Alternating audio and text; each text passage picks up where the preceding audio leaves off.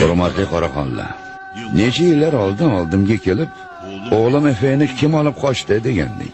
30 yildan keyin javobini topdim.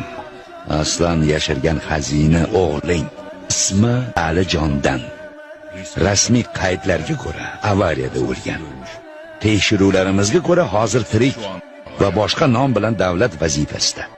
Shoshmang. Nimalar deyapsiz? Aslan shaxsiy sabablarga ko'ra meni xabarim bo'lmasdan dala hovlingni bosgan. O'g'lingni olib qochgan.